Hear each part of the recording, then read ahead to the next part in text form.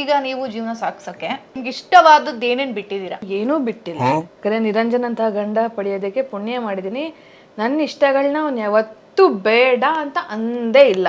ಈಗ ನೀವು ನಿರಂಜನ್ಗೆ ಇಷ್ಟ ಅಂತ ಮೂಗು ಚೂಸ್ಕೊಂಡ್ರಿ. ನೋಡಿ, ಈ ಮುತ್ತಿನಂತ ಮೂಗುತಿ ನಿರಂಜನ್ ಬರ್ಡೇ ಕೊಟ್ಟ ಉಡುಗೊರೆ ಆಯ್ತಾ. ನಿರಂಜನ್ ದೇಶಪಾಂಡೆ ನಿಮ್ಗೆ ಅಂತ ಏನ್ ಚುಚ್ಚಿಸ್ಕೊಂಡಿದ್ದಾರೆ? ಜೀವನನೇ ಚುಚಿಸ್ಕೊತ ನನ್ಗೋಸ್ಕರ ಕಷ್ಟಪಟ್ಟು ದುಡಿತಾ ಇದ್ದಾನೆ. ಹೆಂಡತಿನ ಸುಖವಾಗಿ ಇಟ್ಕೋಬೇಕು. ಯಾಕಂದ್ರೆ ಅವನು ಮದ್ವೆಗಿನ ಮುಂಚೆನೆ ಪ್ರಾಮಿಸ್ ಮಾಡಿದ್ದ, ನನ್ನ ಹೆಂಡತಿನ ಚೆನ್ನಾಗಿ ನೋಡ್ಕೋತೀನಿ ಅಂತ. ಎಲ್ಲರೂ ಹಂಗೆ ಮಾಡೋದು, ಆದ್ರೆ ಎಲ್ಲರೂ ನೋಡ್ಕೊಂಡಿರಲ್ಲ. ನಿಜ, ಅದಕ್ಕೆ ಹೇಳ್ತಾರೋದು. ನಾನು ಲಕ್ಕಿ ಅಂತ. ಯಾವುದೋ ಜನ್ಮದಲ್ಲಿ ತುಂಬಾ ಚೆನ್ನಾಗಿ ಪುಣ್ಯ ಮಾಡಿದ್ದೀನಿ ನಾನು. ಸೊ ಅಂತ ಗಂಡನ ಪಡೆಯೋದಕ್ಕೆ ಈಗ ಹೆಂಗೆ ಅಂತಂದ್ರೆ, ನಾನ್ ದುಡಿಯೋದು ನನಗೆ, ಅವನು ದುಡಿಯೋದು ನನಗೆ. ಏನ್ರಿ ಇವ್ರ ಕತೆ?